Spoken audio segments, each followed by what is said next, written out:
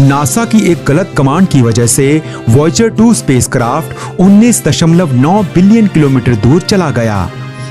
वहीं स्पेसक्राफ्ट का antenna 2% shift हो गया, जिसकी वजह से नासा से स्पेसक्राफ्ट का संपर्क टूट गया। नासा ने कहा है कि ऑस्ट्रेलिया के कैनबरा में लगे उनके सबसे बड़े एंटीना के जरिए वॉयेजर 2 की तलाश जारी है। नमस्कार दोस्तों, जहां इस समय पूरी दुनिया का ध्यान इसरो के चंद्रयान 3 पर है, वहीं नासा की एक गलती से वॉयेजर 2 के साथ उसका संपर्क टूट गया है। यहां पर बता दें कि नासा के वॉयेजर अभियान अंतरिक्ष में बहुत दूर तक गए हैं। इनमें से वॉयेजर 2 तो सौर मंडल से बाहर विचरण कर रहा है। उसका कुछ समय पहले तक पृथ्वी से संपर्क भी था और यहां से ही वह संचालित भी हो रहा था, लेकिन अब ऐसा नहीं है।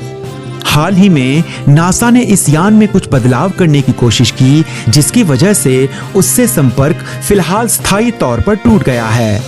नासा ने इसके एंटीना की ओरिएंटेशन में मामूली से बदलाव का प्रयास किया और उसके बाद ही वॉयेजर का पृथ्वी से संपर्क टूट गया। उम्मीद की जा रही है कि आने वाले कुछ महीनों में वॉयेजर से फिर संपर्क हो सकता है, लेकिन कुछ पक्का नहीं कहा जा सकता। वॉयेजर 2 हमारे सौर मंडल से बाहर अनंत अंतरिक्ष में यात्रा कर रहा है और इसका पिछले एक हफ्ते से भी ज्यादा समय से संपर्क बंद हो गया है, क्योंकि पृथ्वी से एक ऐसा आदेश दे दिया गया जिससे उसका एंटीना पृथ्वी से थोड़ी दूर मुड़ गया। एंटीना के ओरिएंटेशन में केवल 2% ही बदलाव आने से अंतरिक्ष यान से पूरी तरह से संपर्क टूट गया।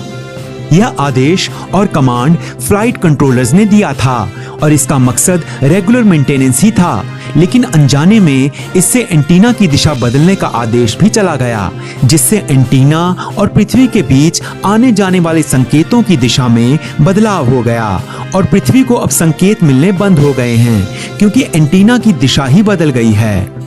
वैसे तो दिशा में बदलाव बहुत ही छोटी सी बात कह सकते हैं, लेकिन वॉयेजर और पृथ्वी के बीच की दूरी को देखते हुए ये बहुत ही ज्यादा बड़ा बदलाव है, जिस कारण यह गलती बहुत बड़ी हो गई है।